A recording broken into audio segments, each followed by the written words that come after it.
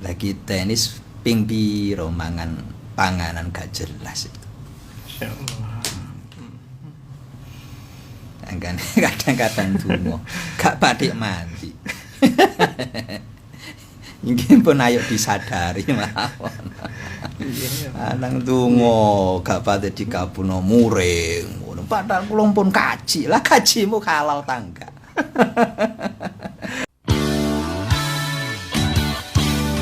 Yang selalu bikin cinta hanyalah satu. Yang selalu bikin cinta hanya Alfiton. A'udzu billahi minasyaitonir rajim. Bismillahirrahmanirrahim. Alhamdulillahilladzi bi ni'matihi tatimmus shalihat. Wassalatu wassalamu ala sayyidina Muhammadin sayyidis sadat wa ala alihi wa sahbihi anwaril dhulumat amma ba'du.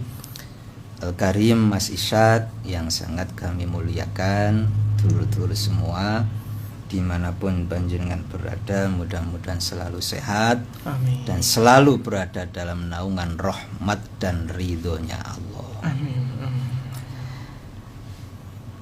Di dalam satu kitab namanya Minahus Saniyah kalangan Asy-Syaikh Abdul Wahhab Asy-Sya'rani. Beliau Asy-Syaikh Asy-Sya'rani ini menukil sebuah hadis Nabi Muhammad sallallahu alaihi wasallam. Satu saat baginda Rasul ini berjumpa dengan beberapa para sahabat begitu. Okay.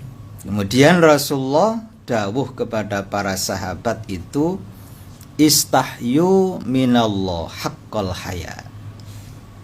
Malulah kalian semua kepada Allah dengan sebenar-benarnya malu. Awakmu iku isin nang Allah dengan isin yang sesungguhnya. Okay. Saat itu sahabat menjawab, ya Rasulullah, inna nastahyi. Alhamdulillah, ya Rasul, kami semua ini malu. Kami semua ini malu. Alhamdulillah, kami semua ini malu. Kata Rasul, laisa dzaka. Isin niku gak kaya ngono. Jadi anggapane sahabat isin niku ya napa bahasane? Kalau bahasa sekarang itu insecure gitu loh. Isinan ngoten nggih. nggih, dikongkon adzan gak gelem isi. Kongkon melo tahlilan, zikir, isin go bae kongkon mimpin.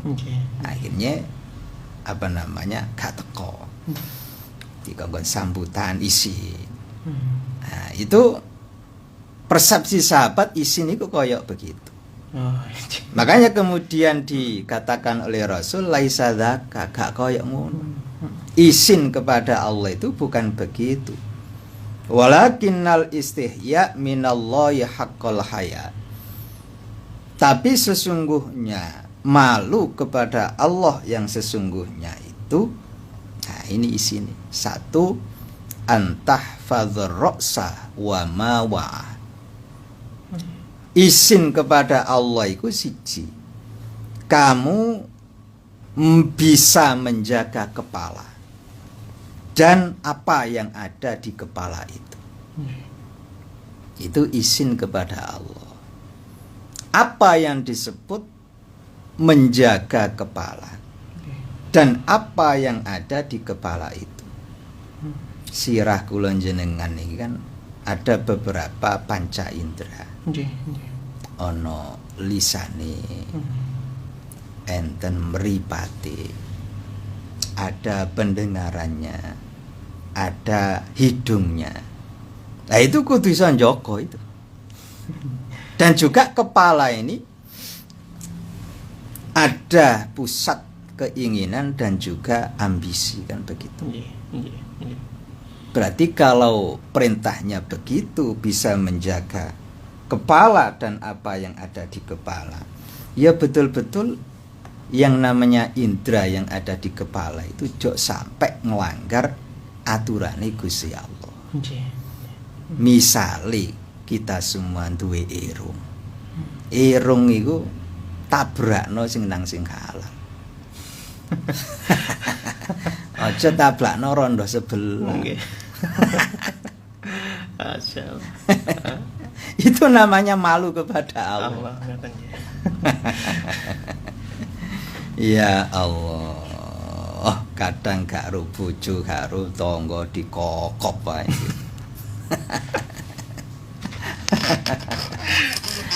Ya Allah. Masyaallah. Itu malu kepada Allah. Kita punya mata, ya jangan sampai mata itu dipakai untuk melihat yang haram, yang tidak halal. Nah, itu toh. Jadi menjaga betul itu namanya malu kepada Allah. Lihat film porno, Nggih. lihat aurat orang. Ya lihat apapun yang itu bukan yang dihalalkan oleh Allah. Itu namanya malu kepada Allah. Kita punya telinga, dijaga jangan sampai telinga itu mendengar hal-hal yang diharamkan oleh Allah. Sing sowering iku nguping pembicaraan orang lain. Gitu. Kadang-kadang gaya nih dolanan HP. Tapi gak rone yang nguping pembicaraan orang lain. Mencuri informasi dari orang lain. Nah itu termasuk gak malu kepada Allah itu. Dan kita sering begitu. Ya Allah, kata Rasulullah, jika ada orang yang senang nguping pembicaraan orang lain, dan jika orang lain itu tahu kalau kita nguping itu gak seneng, maka kelak di hari kiamat telinganya akan dituangkan sama Allah timah panas. Masyaallah. Nah itu besok kopeng-kopeng budek kabeh itu. Mengapa? Ya dibei sama Allah cor-coran timah itu. Ya Allah. Oh, itu. Kita ini ngapunten, duwe sifat sing gabate apik tapi populer. Kepo. Iya. Gitu. Kita ini sering kepo begitu. Jane gak foto, blonjo iku gak foto. Tapi berhubung pingin nguping. Akhirnya yang tukang melijo. Gak tuku apa-apa, tuku gobes 200 ripis gitu. Butuhne iku wong-wong iku ngomong apa sih? Ya Allah. Ya Allah. Itu enggak malu kepada Allah itu. Itu sederhana. Tapi sekarang itu banyak dilakukan oleh orang. Masya Allah. Termasuk hacker-hacker kelas kakap itu yang suka mencuri informasi negara, informasi apa. Itu besok kopok kabeh kuping iku. Dibuntu karo timah panas sama Allah. Ya Allah. Oh, jangan kira kita ini punya hak masing-masing yang harus dijaga privasinya, kan begitu. Makanya kula jenengan ngapunten wis gak usah duwe perasaan ingin tahu yang besar itu wis gak usah. Kepo itu loh, kata anak sekarang. Pengen ngerti wis gak usah. Kalau mah bukan kapasitas kita ya wis gak usah pengen ngerti. Justru kita tahu itu malah semakin sumpek. Gitu. Malah loro hati. Malah loro hati kalau terkait dengan diri kita. Kadang orang itu wis enak-enak bahagia. Tapi golek informasi bagaimana pendapat orang tentang kita. Nah, ketika ada orang mengatakan kita tidak baik, loro hati. Ya Allah. Gitu Mas Isa. Ya Allah. Jadi kok kata kok. Hatinya tetap bahagia itu. Ya, berhubung golek informasi, akhirnya ono sing mengkritik nggak baik. Ya akhirnya loro hati. Sumpek hatine. Ya Allah. Mangkane kuping iki kudu dijogo betul. Jangan sampai hati kita itu rusak karena nggak bisa memelihara telinga kita. Pengen kepo, pengen ngerti ini mau macam-macam. Makanya ada satu doa yang sering diamalkan ulama ketika membasuh telinganya itu. Allahumma ja'alni mimman yastami'unal qaula fayattabi'una ahsana. Jadi apa namanya? Wudu itu tiap membasuh anggota wudu itu ana dungane. Ada doanya masing-masing Ada gitu ya. Gitu. Iya, iya. Misalnya kita membasuh Wajah. muka, Muka. Allahumma Bayyid bayyid wajhi yauma tabayyaddu wujuhu wa taswaddu wujuh. Ya Allah, panjang jadikan wajah saya ini putih. Di saat semua di akhirat nanti wajah-wajah itu menjadi hitam. Tuh basuh muka ono Nggih. apa doanya. Nggih, nggih. Basuh telinga doaannya tadi. Hmm. Basuh hidung itu ya ono dongane. Allahumma arikhni raihatal jannah, kan begitu. Ya Allah, mambokno irung kula niki dengan gondone swarga. Ya Allah. Nah, irung sing mambu gondo swarga iku irung yang terjaga. Nggih. Gak sing tabrak-tabrakno rondo sebelah mah. Lho niki guyon tapi temenan. Nggih, nggih. Zaman akhir iki. Jok kira ngoten gak ono. Oh, tambah kata. Katang. Kata.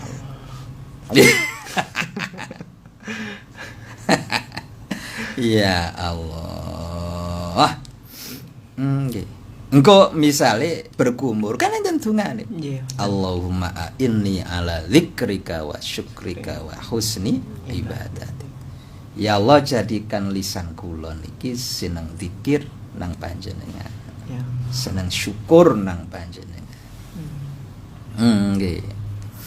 Jadi telinga betul-betul harus dijaga. Nggih. Termasuk yang di kepala itu ada lisan. Ah, ini pol-pole. Ya Allah, banyak orang gak selamat uripi sebab gak iso njogo lisane. Masya Allah. Banyak orang berselisih dengan orang lain sebab gak bisa menjaga Lisan. lisannya. Masya Allah. Makanya Allah dawuh dalam Al-Quran, ya ayyuhalladzina amanuttaqullaha wa qulu qawlan sadida. Wahai orang yang beriman, bertakwalah engkau kepada Allah dan katakan yang benar. Berkatalah yang baik. Maka berkata yang baik itu termasuk implementasi dari takwa. Ya. Gak akan pernah disebut orang yang takwa nek lisan itu selalu bicaranya kotor, bicaranya buruk, misu ae. Nah, misu kan mboten enten arti ini, gak ono. Tapi misu itu sudah menjadi diksi yang dipakai untuk umpatan kepada orang. Gitu. Ya mungkin wong Malaysia gak paham kata-kata misu itu gak paham. Karena sifatnya kan lokal. Tapi itu umum dipakai untuk umpatan. Makanya nggih, wis ngomong sing api-api mawon. Lah kan wis bener Kanjeng Nabi. Nek gak iso ngomong api, yes meneng. Menang. Dan ngapunten nggih. Akhir-akhir ini banyak para kekasih Allah, para ulama Allah itu sing topo. Gak pati akeh omongi. Apalagi nggih menjelang tahun-tahun politik ini. Itu banyak ulama yang topo. Salah satu gurunya Romo Yai Imam Hambali itu nggih, kata orang sakit. Tapi beliau itu sebenarnya enggak sakit. Romo Yai Husain Ilyas. Beliau bilang kepada anaknya, aku iki gak loro saja. Tapi kata orang sakit. Nah, itu kalau bahasa Romo Yai Imam.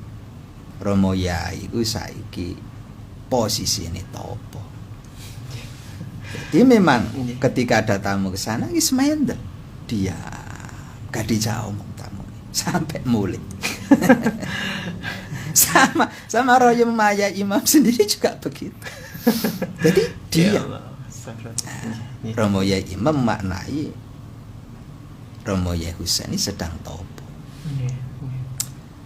Karena mengapa? Apa gitu? Kita ini beda dengan orang-orang yang begitu. Orang-orang yang begitu hatinya itu sangat pekat. terhadap kondisi umat, kondisi negara, situasi yang terkait dengan politik atau apapun. Sehingga kalau beliau-beliau itu melihat ada potensi yang gak baik, topo, wiritan, berdiam diri, nggak banyak bicara. Nah kita ini kan beda. Di tahun-tahun politik malah akeh ngomongi, akeh getabruse, timbang menengi, kan begitu Mas. Iya. Nambahi potensi perselisihan. Manas-manasin. Nggih, oh calon A iku wis goblok iku. B iku malah nemen gak iso ya. Sing C iki rada apik. Nah, itu kan nambahi potensi perselisihan. Iya, iya. Lucu-lucu wong-wong itu. Gak melok tirakat, gak melok topo, malah nambah kegaduhan. Iya. Nah, ulama ndak begitu. Ulama itu kalau melihat situasi potensinya kacau, itu malah menang. Bahasanya topo njogo lisan, nggak banyak bicara. Mengapa toponya nggak banyak bicara? Orang itu kalau sudah bicaranya baik, yuslih lakum a'malakum, kan begitu. Wa yaghfir lakum dzunubakum. Qur'annya begitu. Maka Allah akan memperbaiki keadaanmu, amalmu, dan akan mengampuni dosa-dosamu. Ya Allah. Jadi rahasianya di sana. Dengan kita dia menjaga lisan, berkata selalu baik, gak lapo-lapo ibadah, maka Allah akan memperbaiki keadaan. Allah akan mengampuni semua dosa. Kalau dosa sudah diampuni, maka keadaan pasti baik. Ya Allah, makanya kita ini kalau pengen selamat, ya kudu sering topo lisan. Cok gedah. Ya Allah, Masya Allah. Sing biasa kadang gedak terus bapak-bapak napa ibu-ibu. Karung iki kadang-kadang. Kan beda. Ono wong lanang lambe mlijo iku ya. Ngomong. Masya Allah. Lo jaga lisan itu karena itu termasuk malu kepada Allah. Jadi menjaga pendengaran, menjaga lisan, menjaga hidung, menjaga apalagi tadi? Mata. Itu termasuk malu yang sesungguhnya kepada Allah. Antahfadzur ra'sa wa ma wa'a, bisa menjaga kepala dan apa yang ada dalam kepala itu. Dan di kepala kita ini ngapunten juga punya ambisi, punya keinginan. Dan itu harus dijaga. Ojo sampai kemampuan kita itu, keinginan kita itu melebihi kapasitas kita. Gaji sak wulan 1 juta. Bendino pengen mangan daging, tekor. Ya Allah. Ya Allah. Gaji 1,5 juta, pengen bangun omah tingkat 8, pinjol. Jadi keinginan harus disesuaikan dengan kemampuan. Itu termasuk juga bagian malu kepada Allah. Karena ambisi itu nek gak dikendalikan, liar itu. Ya Allah. Itu kan semua di kepala itu. Semuanya ada di kepala. Nah, itu satu kata Rasulullah. Kamu harus bisa menjaga kepala dan apa yang ada dalam kepala itu. Nah, yang kedua, termasuk indikator dari malu kepada Allah itu antah fadul batna wa ma hawa. Kamu bisa menjaga perut dan apa yang dikandungnya. Maksudnya kula panjenengan dahar, carilah yang halal. Carilah yang halal. Dan itu di zaman akhir, wah berat. Wapo. Ya Allah. Napa itu tadi karep akeh, tapi kemampuan gak nututi. Akhirnya apa bahasanya? Mencari sumber-sumber rezeki yang nggak bener. Banyak toh saniki. Nggih. Wah, keuangan desa nek diaudit temenan. Wah, akeh sing mlebu weteng timbang kanggo kepentingan kesejahteraan masyarakat. Ya Allah. Omane duit negara. Wah. Ya Allah. Astagfirullah. Kalau kita ini hanya untuk kenyangnya perut. Heeh. Sedina niku lho gak ngentekno 200.000. Nggih. Nggih to? Nggih. Oh, paling sak piring pinten? Nggih. Nggih. 20.000 wis wareg enak. Pecel iku wah gurih payeke. Iku sedina ping 3 paling nggih 50.000. Nggih. Yang besar itu ya itu tadi. Nafsu kita. Ya. Nggih. Punya keinginan yang di luar batas kemampuan kita. Lho nek mampu mboten napa-napa, pasti jalannya benar. Nek gak mampu, betul. Nggih, makane kudu diukur dengan kemampuan kita. Jadi perut itu betul-betul harus dijaga. Rasulullah itu pernah pesan kepada seorang sahabat.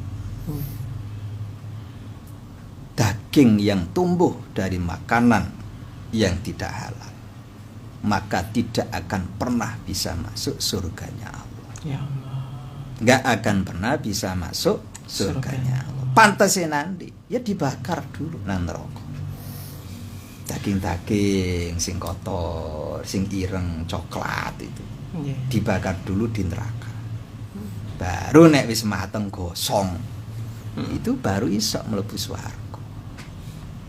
Masya Allah. Ya Allah. Oh, Nggih.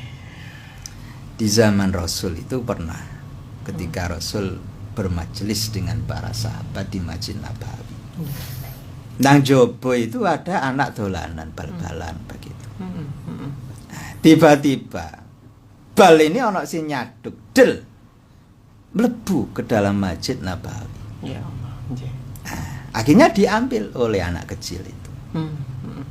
Lalu Rasulullah lihat anak kecil itu bilang, anak ini kelak akan menjadi bahan bakarnya neraka. Masya Allah. Wah, sahabat yang dengar kaget. Termasuk ono bapake nang kono. Wah, ndingkluthok, Nggih. ndingkluthok. Ya Allah. Ya tentu nangis Rasulullah yang bilang begitu. Pasti gitu. Pasti. Akhirnya setelah pengajian bergegas pulang seorang bapak ini. Kemudian menemui istrinya. Nggih. Dek, apa mas? Aku pengen takok jawaban jujur. Nggih. Nggih. Takon apa? Tadi aku ngaji bersama Rasul. Dan anak kita ini masuk masjid ambil bola. Dan Rasul saat itu bilang kalau anak ini kelak akan dibakar di neraka. Saiki aku takut, anak kita itu apakah pernah engkau beri makan makanan yang gak halal? Dieling-eling, di perasaan nggih mboten nate mas. Iling-iling mana? Dieling-eling ke belakang kisah masa lalu. Ternyata eling. Pernah satu saat saking kepingine iwak kambing. Ono kambing tangga cilik iku disaut. Dibeleh, dipangan, dikekno mangan arek iku. Ya Allah. Lah yo iku. Awakmu iku wedhus tangga yo disaut. Nggih. Jadi begitu. Ya Allah. Oh. Lah kita ini ping piro mangan panganan gak jelas itu. Insyaallah. Kadang-kadang donga gak batik mandi. Mungkin pun ayo disadari mawon. Anang donga gak batik dikabuno muring. Ngono padahal kula pun kaji. Lah kajimu halal tangga. Allah. Masya Allah. Nggih. Nggih. Ini kan sebenarnya hal-hal yang sederhana. Tapi nggih begitu penting karena urusan kita ini bukan hanya nang dunya. Nggih. Tapi urusane besok itu sampai nang ngarsane Gusti Allah. Maka jaga perut itu jok sampai kelebon barang haram. Kalau cara ulama tasawuf subhat ayo aja dilebokno. Nggih.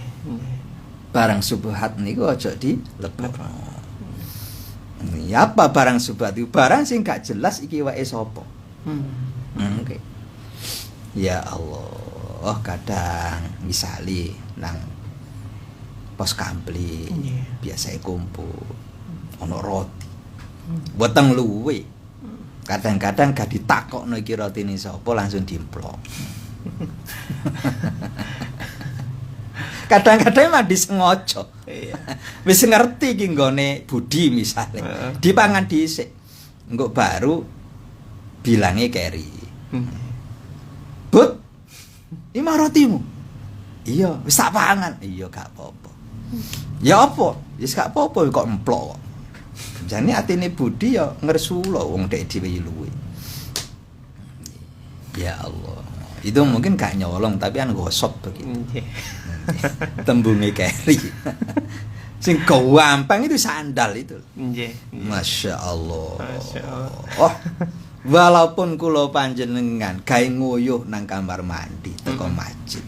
Nek gak tembung iku gosok. Nek sikile sesuk dibakar iku nang neraka itu. Iya. Ya Allah. Wah, pemane sing ngrampas hak orang lain. Nah, itu jadi antah fadl batna wa ma hawa. Nah, itu termasuk bagian dari malu kepada Allah. Malu kepada Allah.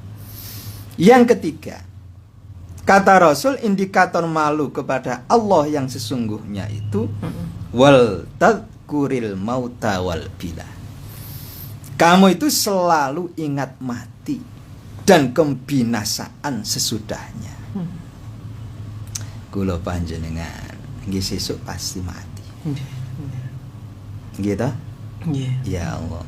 Dan gak ada orang yang tahu kapan dirinya mati itu. Sebab mati itu memang gak semoyo. Orang yang kemarin meninggal dunia pikirannya sama dengan kita, bahwa besok saya masih hidup. Kula jenengan kan begitu. Besok pikirannya sih urip. Nah, orang yang kemarin mati pun juga begitu. Tiba-tiba mati.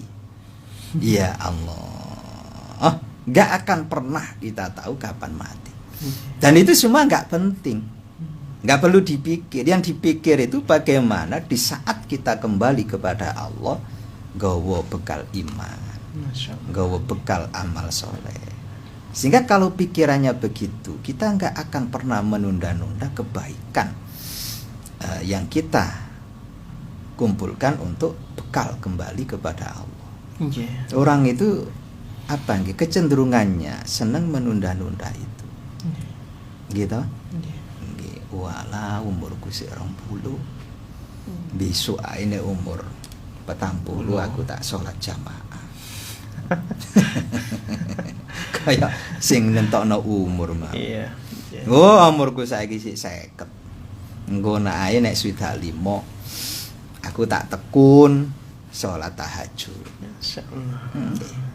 Barang umur swidak kena gula, kena kolesterol, kayak sok melek. Kade tangi kemeng sikile. Ya Allah.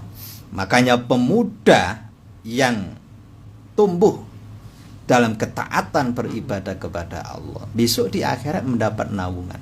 Ya Allah. Di saat gak ada naungan kecuali naungannya Allah. Makanya mumpung si enom kudu giat. Nek wis tuwek mboten saged giat kaya waktu si enom. Makanya jangan menunda-nunda melakukan amal kebaikan. Walaupun dengan alasan biasanya orang itu mencari waktu yang lebih lapang. Gitu. Sengko ae sekalian bae ono waktu sing luang. Aku tak nglakoni temenan sing apik. Tak ngatamno Quran sing istiqomah. Orang itu kalau suka menunda-nunda melakukan amal kebaikan begitu, ia akan dihadapkan satu di antara 3 hal. Apa sih yang pertama? Kalau orang suka menunda-nunda amal kebaikan, niatnya itu semakin kendor. Sehingga di saat ada waktu yang sangat lapang untuk melakukan kebaikan, ia nggak punya cukup niat, sehingga gak situ. Misalnya, napa bahasanya? Kate melok masjid zikir. Besok ae nek aku pensiun, ku insyaallah waktu ini tambah lapang, iso istiqomah. Barang pensiun disibukkan karo putune. Awak wis ngiku wae, linu, encok, rematik, kemeng. Segan niate wis gak kuat. Iya. Ya Allah. Dan yang kemungkinan yang kedua, Allah menjadikan ia semakin sibuk sebelum pensiun. Jadi pas waktu pensiun itu lebih sibuk. Jadi tadi ngurusi anak putu, malah ngurusi golek duit sebab nggak ada pemasukan rutin misalnya. Jadi tambah sibuk dengan urusan dunianya, sehingga nggak sempat kate nglakoni apa. Nah, kemungkinan terburuk yang ketiga yaitu kurang sempat ngelakoni amal kebaikan, umuri wis entek alias mate. Ya napa? Makanya mumpung kita ini punya semangat, awak sih sehat, krentek ngelakoni apik iku ndang dicepetno. Ndang disegerakan gitu. Ya Allah. Masyaallah. Itu lagi. Jadi kita semua pasti akan mati. Dan yang keempat kata Rasulullah, waman aradal akhirata taraka zinatad dunya. Sapane wong sing ngarep-ngarep kebahagiaan akhirat, maka ia akan meninggalkan perhiasan dunya. Apa artinya? Niatkan setiap kebaikan itu untuk akhirat. Jangan hanya mencari kepentingan dunya. Nah, banyak orang kecerlik ngelakoni ibadah hanya untuk mencari keuntungan duniawi. Banyak orang ibadah hanya ingin cari popularitas, ya misalnya. Ya Allah, sedekah nang wong supaya dipilih. Kan banyak begitu. Nah, itu enggak akan mendapatkan kebaikan akhirat. Maka sebenarnya ngapunten, bahasa jangan engkau perjuangkan mati-matian sesuatu yang enggak engkau bawa mati, iku ono bener ya ono kurang pas. Kan viral itu. Derek pusat kan. Mengapa? Karena semua yang kita perjuangkan itu bisa dibawa mati. Ada yang bisa ya? Pasti semuanya bisa. Kita punya rumah, bisa kita bawa mati. Kalau kita pakai rumah itu untuk ibadah kepada Allah. Masya Allah. Kita punya kendaraan, akan kita bawa mati kendaraan itu. Kalau kendaraan itu kita pakai untuk jalan di jalan Allah, kayak nekani pengajian. Kita punya uang yang kita perjuangkan, itu bisa kita bawa mati. Kalau uang itu kita infakkan, kita sedekahkan, kan begitu. Bojo bisa kita bawa mati. Nek bojo itu apa namanya? Mau diajak untuk berjuang di jalan Allah. Jadi semua yang kita miliki di dunia ini bisa kita bawa mati semuanya. Bahkan sandal sepatu itu bisa kita bawa mati. Kalau sandal sepatu kita senantiasa kita pakai untuk jalan menuju jalan Allah. Ya Allah. Oh, sahabat Bilal itu wong isih urip. Tapi begiak itu kelotak-kelotak nang swarga. Ya Allah, astagfirullah. Dadi sandale sik mlebu swarga. Wong isih urip nang donya. Masya Allah. Oh, mengapa? Ditanya sama Rasul. Bilal dalam Kanjeng Nabi. Aku ngeroh iku sandalmu kok wis nang swarga klotak-klotak iku ya apa? Nah, ini sandal zaman sakmonten ya sandal kayu begitu. Sandal kulit. Ternyata sahabat Bilal itu seneng lakoni sholat sunnah wudu. Hmm. Habis wudu itu sholat. Ternyata itu sing gare sandale dhisik mlebu swarga. Iya. Nek sandale mlebu swarga otomatis wonge mesti goleki sandale. Kalau orangnya nggak mencari, sandale sing ngenteni. Lah kula jenengan niki ya harus ada sing mlebu swarga dhisik. Nggih. Nggih, apa ya harta kita? Hmm. Nggih. Punya harta dipakai untuk korban. Panjenengan yang kemarin korban itu wedhuse wis nang swarga kabeh itu. Nggih. Nggih, ya ana sing lemu, ana sing kuru. Ana sing lara-laron. Iku sing korban rega 750.000. Iku wedhuse kauru kuntingan panuwun bisa. Ya Allah. Masya Allah. Oh, lo itu otomatis orangnya akan dinanti oleh hartanya yang di surga itu. Nggih, nggih. Panjenengan punya harta, kemudian disedekahkan, diinfakkan. Itu duit kita sudah di surga. Nggih. Kalau duit harta kita sudah di surga, itu ngenteni sing duwe. Dan pasti potensi besar besok akan mlebu swarga. Nggih, nggih. Ya Allah. Makanya apapun yang kita perjuangkan di dunia ini, ayo digawa mati. Kae sangu ngadep nang ngarsane Gusti Allah. Begitu. Nah, kalau sudah begitu kata Rasul, "Famay yaf'al dzalika faqad istahya minallah haqqal haya." Nek iso nglakoni indikator-indikator yang 4 itu, maka ia sesungguhnya sudah malu kepada Allah dengan malu yang sesungguhnya. Masya Allah. Nah, jadi wong isin itu apa bahasanya? Ngedoi perilaku sing dibenci sama Allah. Nggih, nggih. Nggih, dan malu itu ilmu tua itu Mas Isan. Ilmu tua. Nggih, ilmu tua, bukan ilmu baru. Ilmu ne para nabi mulai zaman Nabi Adam sampai seterusnya. Itu ya malu itu. Syariat salat gorong ono. Haji nggih dereng enten. Yang ada itu malu. Makanya Rasul pernah bersabda, "Inna mimma adrakan nasu min kalamin nubuwatil ula al-haya." Masya Allah. Nggih, nggih. Satu hal yang ditemukan oleh manusia dari kalam nubuah masa-masa terdahulu itu malu. Idza lam tastahyi fasna masita. Nek awakmu gak duwe izin, ya berbuatlah sesukamu. Jadi rusakin dunya sebab akeh wong gak duwe isi. Assalamualaikum Pak Yai, kula hamba Allah dari Taman Sepanjang. Kula badhe tanglet, kenapa kebaikan selalu dibalas dengan kejahatan dan kenapa kebaikan itu selalu disalahartikan dengan hal keburukan. Kula niku memandang orang selalu sama dengan kula Pak Yai, ternyata kula salah, ngapunten. Itu persepsi manusia. Bagi Allah mboten. Ketika kita melakukan kebaikan kemudian dibalas kejelekan sama orang, itu bagi Allah luar biasa. Mengapa? Karena kita sudah melakukan baik, dibalas kejelekan, itu derajatnya gak iso diukur itu. Masya Allah. Tapi bagi persepsi kita itu kan negatif. Mengapa? Karena karo ati gak cocok. Karena kita kan ketika kita melakukan suatu hal positif dibalas positif. Tapi bagi Allah sesuatu yang baik itu nggak harus positif. Gitu. Bahkan ketika kita disakiti dan kita sabar, itu bagi Allah positif plus itu. Derajatnya tinggi. Maka itu hanya persepsi kita nang dunya.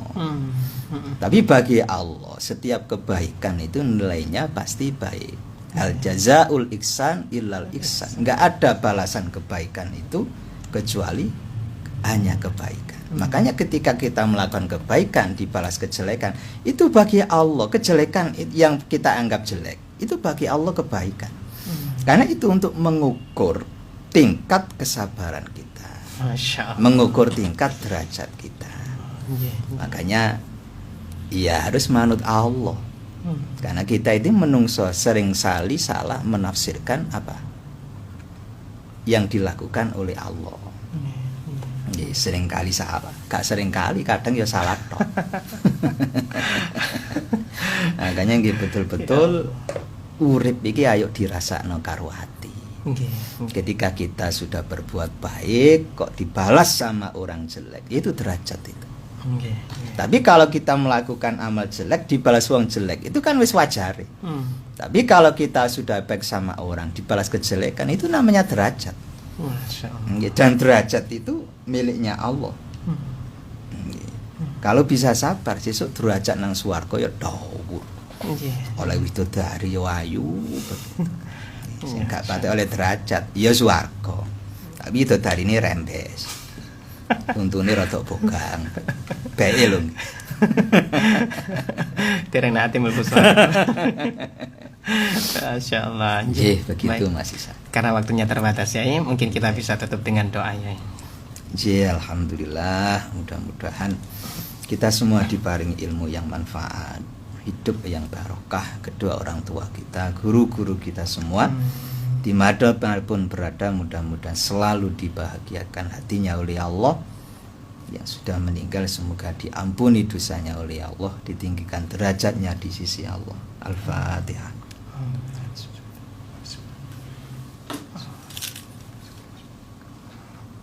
Alhamdulillah, terima kasih Mas Ishak, pangapunten turut-turut semua. Nggih ngeten niki wong Banserep. Terima kasih dan mohon maaf. Assalamualaikum warahmatullahi wabarakatuh.